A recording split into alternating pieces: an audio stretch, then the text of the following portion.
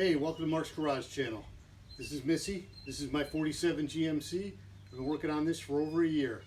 Hope you like and subscribe. I don't know if this is as obvious to you as it is to me, but this came out a little bit wrong. There's my mock-up piece. There's the hole that the carriage bolt's got to go into. It's just touching this. And it's touching on the next two bolts. So that means this piece of wood is just a little too wide. So it needs to really move over that way. So I need to shave off the back side. So it's got to come out. And then just to be 100% sure, this has got to fall in like that. That's a mock-up piece for the rail. I think it's right. So I think I need to take about 1/8 of an inch off of this. But what I'm going to do is take this board out. I already loosened the bolts underneath, or the nuts off. I took the nuts off underneath the carriage bolts. Pull it up, and I'm going to mock it up one more time with this board and its sister over there and make sure everything works before I cut the big piece again. So now that I got that board out, I can start the layout a little better, a little smarter actually. So there is where the metal strip has to lie. There's a single hole, and there's the board. Of course, where'd my pencils go? I brought down 5 pencils so I wouldn't be without a pencil. So there it goes. So that'd be one end of it, and that'd be the other end. So when I put this board in, you can see it's over the line. Well, actually, no, that's exactly where it should be. So that would sit there, and then this would sit there,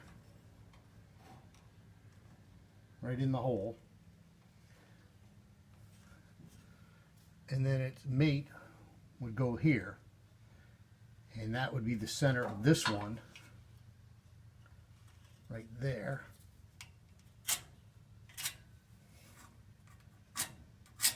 So how would I say this? This is where the shoulder has to end. That's the shoulder. That's the next shoulder of the next board. But the board itself should come from here to here to make sure it exposes that hole. So, according to this board is perfect. So why is it not perfect on the long piece that I put in? The long piece looks wider. So what I'm going to do is measure this.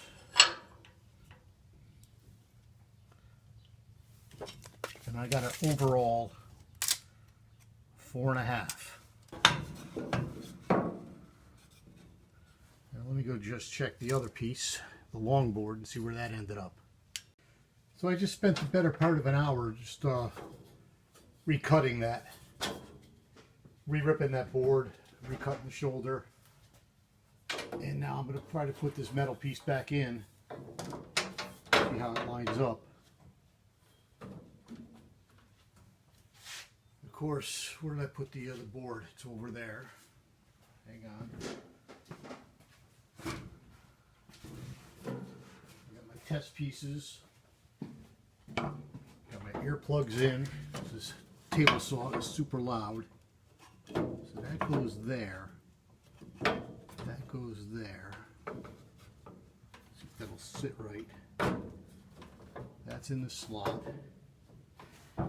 That lines up with the hole. That seems to line up with the hole. So I come over here, the upper one.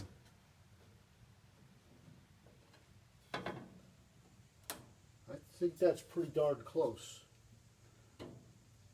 I'm pretty good now, I think. Which basically means I can cut the next piece, I think. So, all right. Now I got to measure the next one. So it's Friday now, Friday afternoon actually. So I spent the better part of yesterday and the better part of today doing this. I've got 4 boards almost completed. I say almost. The next thing I have to do, I've got this test fit in. I have to put this, where's my finger? There it is. I have to put the shoulder cut in right here. This one on this side has the shoulder cut, and it's right in the right place. It's very close to where I want it. It could be, you know, maybe a 1/4 inch this way. I ended up redoing this board here because the board was bananaed and it didn't cut properly. But I think what I'm going to show you is what it takes for me to do a shoulder cut with the table saw. And, you know, it's just slow progress. I believe I got to do 9 boards. I've got 4, 5 to go.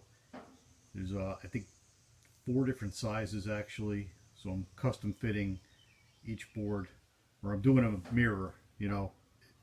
The end ones are the same, the next 2 in are the same, the next 2 in are the same, and the middle one's the biggest one by itself. It's a separate size. So here goes on the next cut.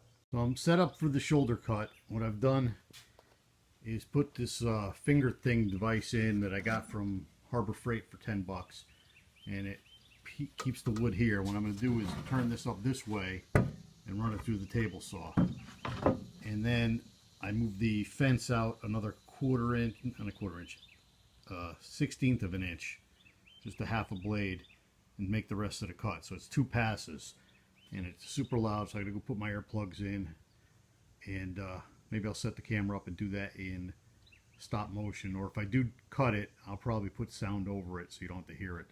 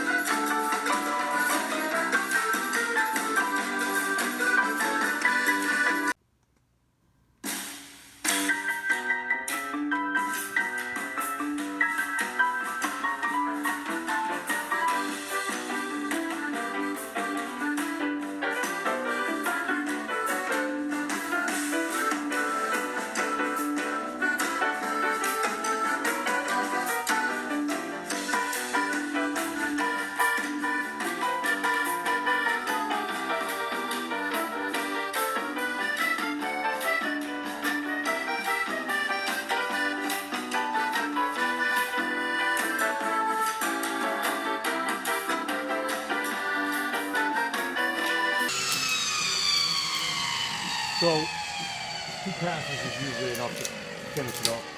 A little bit of loose stuff here. Clean this up with the chisel.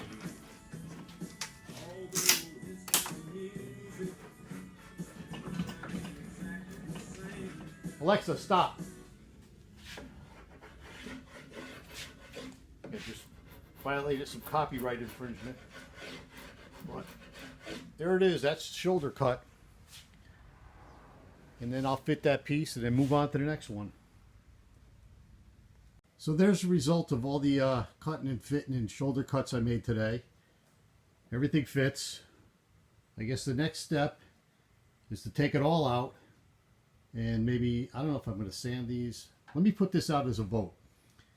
2 schools of thought. Leave it just like it is, kind of rough looking, kind of matches with the farm theme, or clean these all up, stain them, poly them, and paint these rails instead of this steel color, red, brand new red, to kind of match the brand new truck. So I'd have brand new red here, here, there, and a nice shiny bed, kind of looking like a brand new restored bed.